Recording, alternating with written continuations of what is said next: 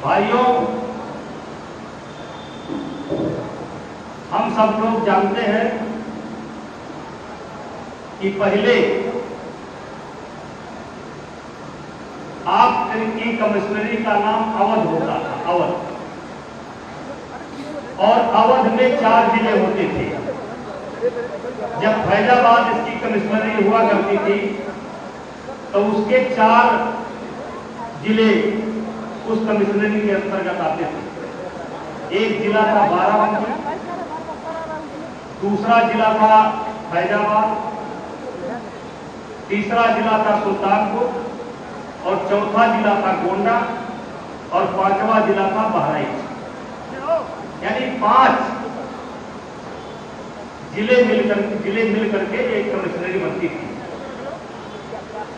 तो इस प्रकार से देखा जाए तो प्रशासनिक दृष्टि से भी हमारा आपका संबंध बहुत पुराना है। प्रशासनिक दृष्टि से भी हमारा आपका संबंध बहुत पुराना है। और सरजू के इस पार आप हैं और सरजू के उस पार हम हैं। बाढ़ कैसे आती है आप भी जानते हैं और बाढ़ में तैरा कैसे जानता है हम भी जानते हैं। भैंस कैसी होती है हम भी जानते हैं और भैंस कैसी होती है आप भी जानते हैं। केवल नदी का अंतर है, बाकी कोई अंतर नहीं है। भाई, अब आप सब जानते हैं मैं एक सामान्य परिवार में, साधारण परिवार में पैदा हुआ। दुनिया का कोई दुख और कोई सुख ऐसा नहीं है जो मैंने देखा ना हो। और संघर्ष से तो मेरी रिश्तेदारी है, क्योंकि मुझे याद है मैं 16 साल का था और मेरा ही घर गिराया गया। थोड़ा आवाज सुनो। मैं 16 साल का था, मेरा ही घर गिराया गया और मैं बड़ा सौभाग्यशाली व्यक्ति हूं कि अपने ही घर गिराए जाने के मुकदमे में मुझे 7 दिन जेल में पहली बार रहने का मौका मिला था। लेकिन बचपन में या बचपन से इस क्षेत्र के कई ऐसे लोग हैं जो मेरे साथ पढ़ते थे। सब जानते हैं मैं बचपन में ही और बचपन से ही सभी लोगों से कहता था कि भैया किसी गरीब को कभी मत सताना, भैया किसी शरीफ को कभी मत सताना, गरीब की बददुआ मत लेना, शरीफ का साथ मत लेना। अन्याय करने वाला चाहे जितना भी बड़ा आदमी हो उससे टकराने में कभी देर न करना। और इसलिए मैं कहना चाहता हूं, किसी ने कहा है आंधियां जहां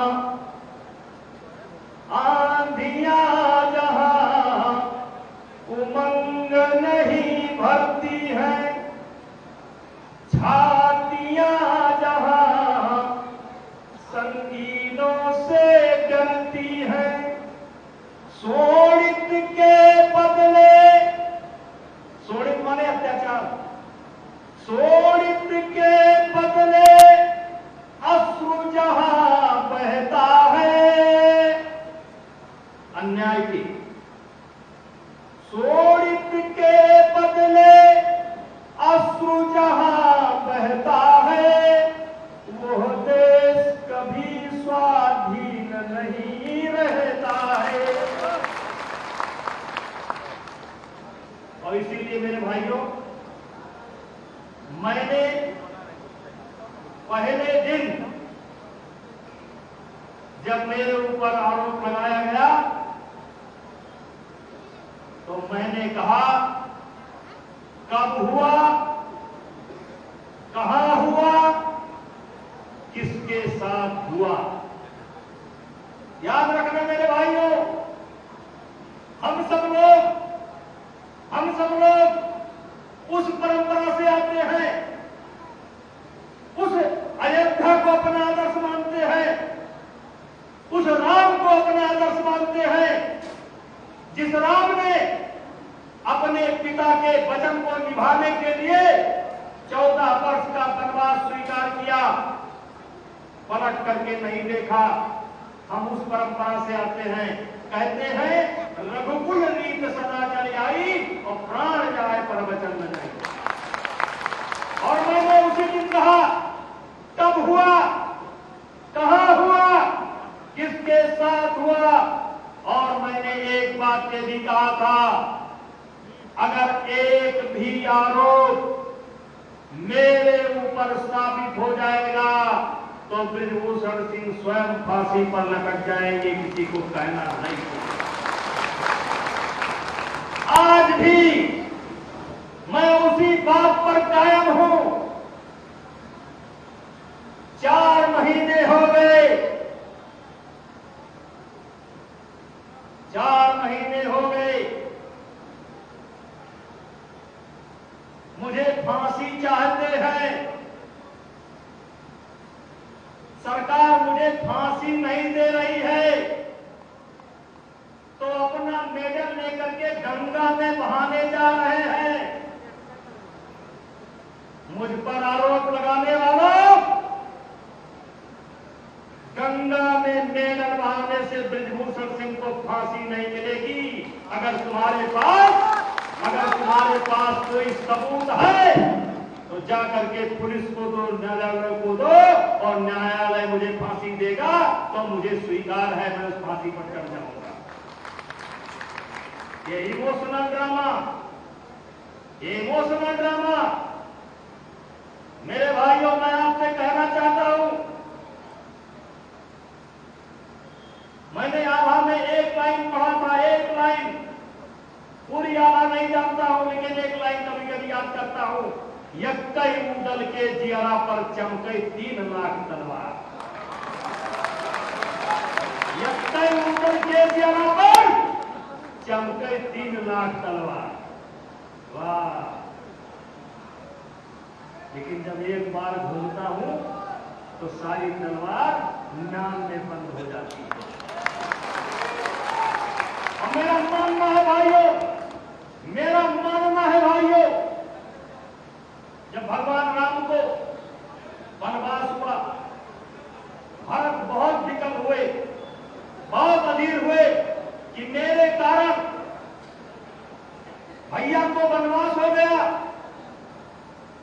तो गुरु वशिष्ठ समझाते हैं, सुनो भरत भाभी प्रबल, सुनो भरत भाभी प्रबल, बिलखि कहो मुनिनाथ, हाँ निलाव जीवन मरण जस अप जस विधिहार। मेरा मानना है मेरे भाइयों, ये आरोप मेरे ऊपर बनता नहीं है, मेरे ऊपर शोभा नहीं देता है, लेकिन ये आरोप मेरे ऊपर इसलिए लगा है कि भगवान मुझको माध्यम बना करके कोई बड़ा काम लेना चाहते हैं। ये आरोप मेरे ऊपर इसलिए लगा, ये आरोप मेरे ऊपर इसलिए लगा, और इसीलिए मैंने निश्चित किया है, आज ये आरोप से न गांव सुरक्षित है, न शहर सुरक्षित है, न विद्यार्थी सुरक्षित है, न नौजवान सुरक्षित है, न संत सुरक्षित है, न अधिकारी सुरक्षित है आज इस आरोप से।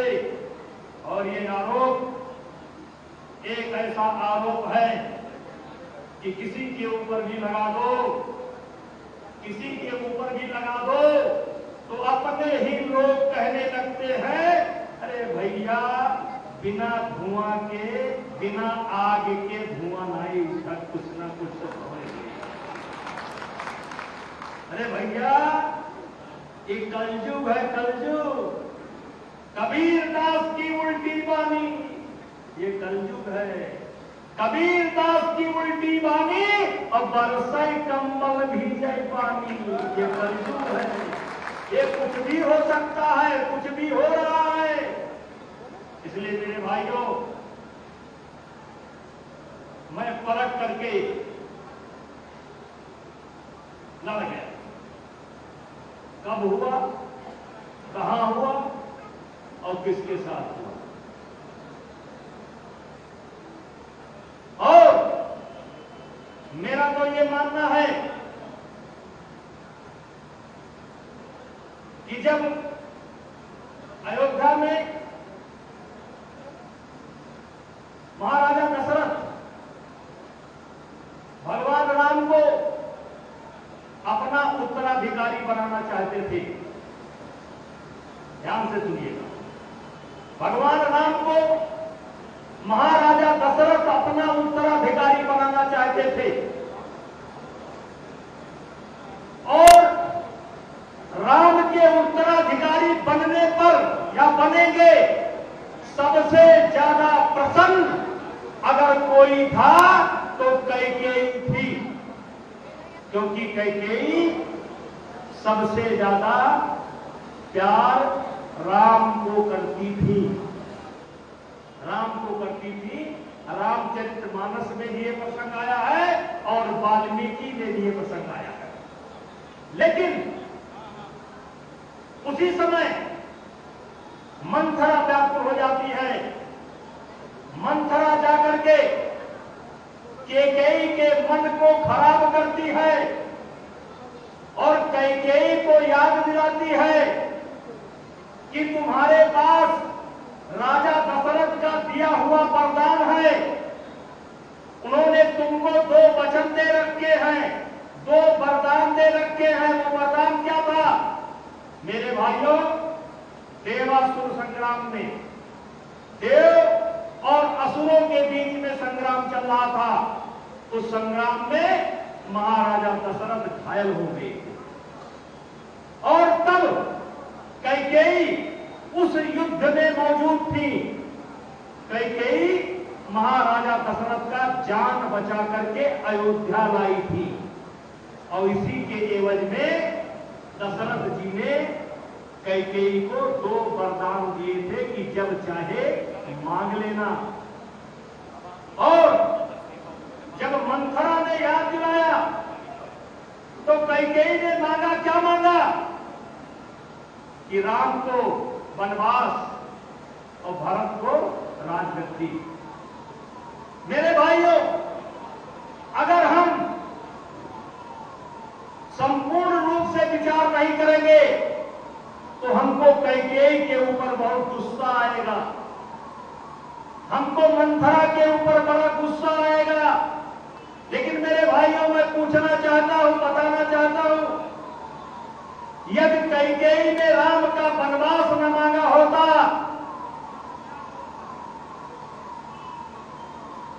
तो केवट से भेंट कैसे होती? केवट से भेंट कैसे होती? ऋषि भारद्वाज से भेंट कैसे होती? वनवासी आदिवासी जंगल में रहने वाले उनसे भेंट कैसे होती? सबरी से भेंट कैसे होती? सूर्पनखा का नाक कान कैसे कटता? खरदूषण का अंत कैसे होता? हनुमान जी से भेंट कैसे होती? सुग्रीव से भेंट कैसे होती? बाली का वध कैसे होता? समुद्र पर सेतु कैसे बनाया जाता और रावण का अंत कैसे होता? मेरे भाइयों, इसका श्रेय अगर किसी को जाता है तो कैकेयी को जाता है, मंथरा को जाता है, जिसने अपने ऊपर अपयश ले लिया। क्योंकि भगवान राम को इतिहास बनाना था। यदि राम अयोध्या के राजा होकर के रह जाते तो राम का कोई इतिहास नहीं होता। और इसीलिए कभी कभी मैं एक कविता पढ़ता हूं और कविता पढ़ता नहीं हूं, इस कविता पर जिया हूं। सच है विपत्ति जब आती है कायर को ही दहलाती है। सूरमा नहीं विचलित होते, पल एक नहीं धीरज होते, संकट का चरण न कहते हैं, जो आ पड़ता सब सहते हैं। मैं इस कविता को पढ़ा हूं और इस कविता पर किया, इसलिए मैं इन खिलाड़ियों को कोई श्राप नहीं देना चाहता। इन खिलाड़ियों से मेरा कोई बैर भी नहीं है। ये खिलाड़ी हमारे बच्चे की तरह थे। इनके कामयाबी में आपके इस भाई का खून और पसीना लगा हुआ है, इनके कामयाबी में। और इसीलिए 10 दिन पहले तक ये लोग मुझे कुश्ती का भगवान कहते थे। 10 दिन पहले तक ये मुझे कुश्ती का भगवान कहते थे, क्योंकि इनके कामयाबी पे आपके भाई का खून पसीना लगा हुआ है। जिस समय हमने कुश्ती को संभाला, दुनिया में हम 20वें नंबर पर थे, 18वें नंबर पर थे, लेकिन मेरा शौक था, मैं खेल का प्रेमी था और मैं उसमें जुड़ गया। आज मैं बताना चाहता हूं, मैं जहां 15 नंबर पर हुआ करता था, 20 नंबर पर हुआ करता था, आज दुनिया की बेस्ट 5 टीमों में, बेस्ट 5 देशों में भारत का नाम है। बेस्ट 5 देशों में भारत का नाम है। आज तक 7 ओलंपिक के मेडल केवल आए हैं, जिसमें से 5 ओलंपिक मेडल मेरे कार्यकाल के हैं, मेरे कार्यकाल।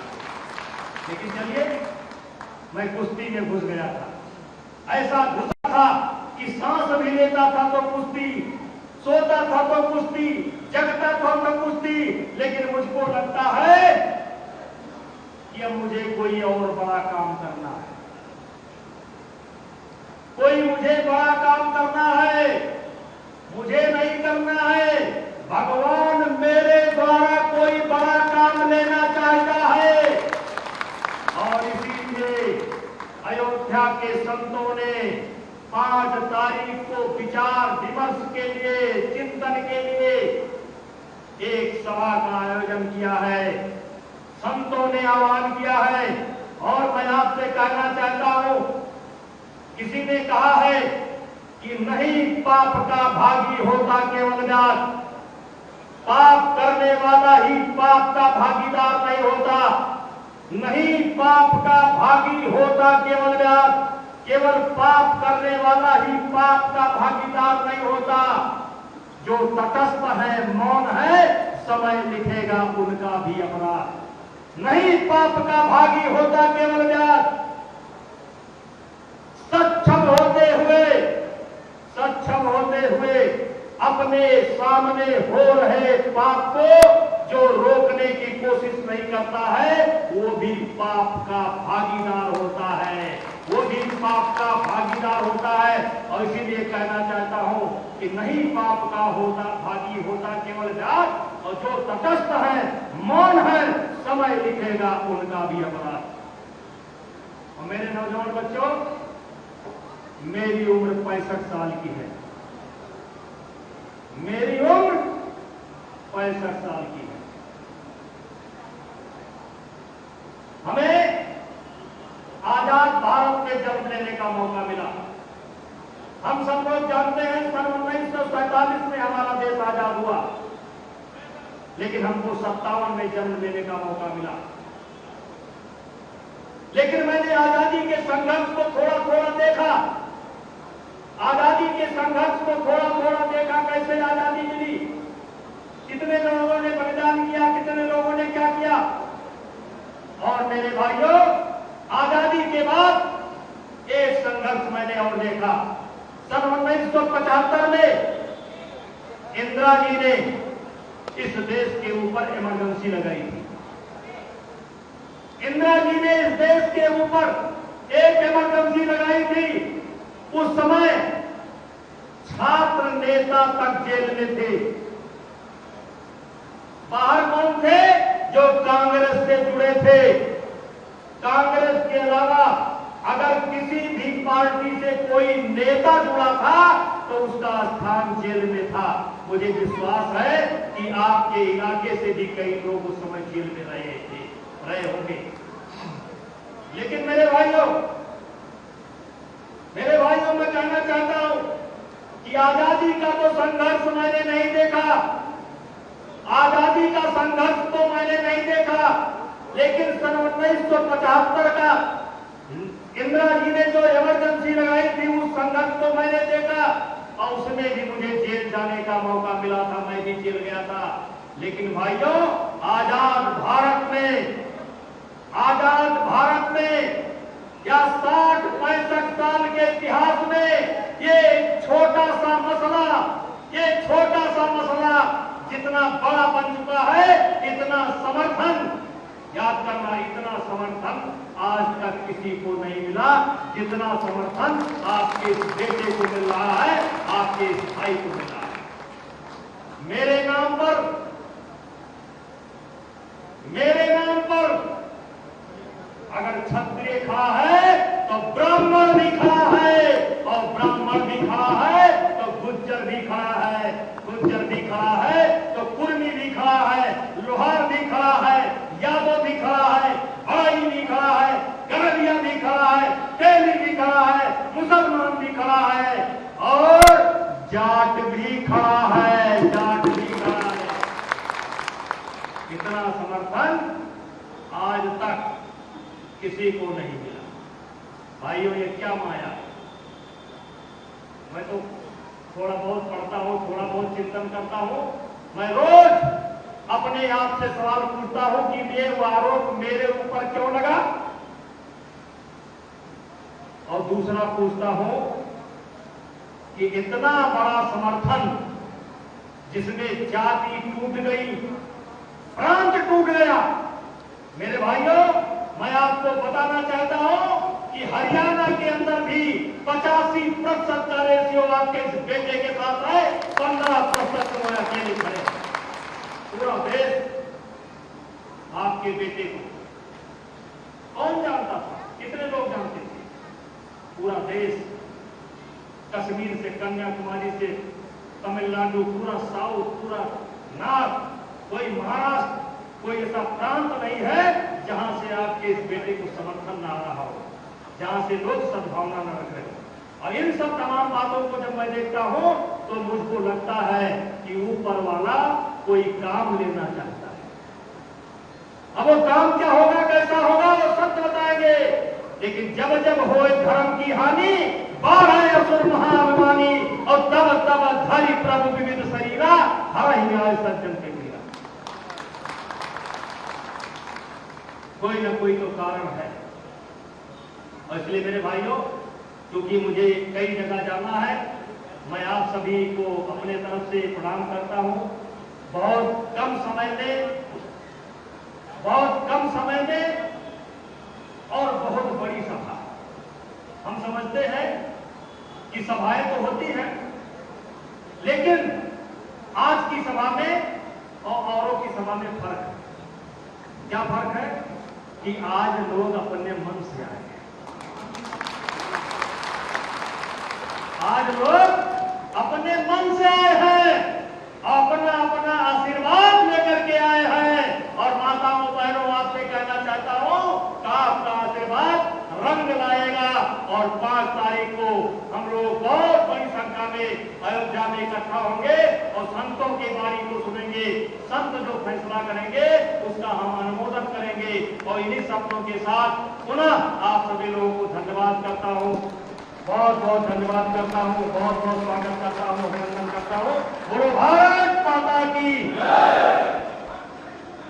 अरे चलो ठीक है, घोषणा कर देते हैं। युवा सत्य के बल पर ही जग की आजादी बनती है, इतिहास उधर ही चलता है जिस ओर जवानी चलती है।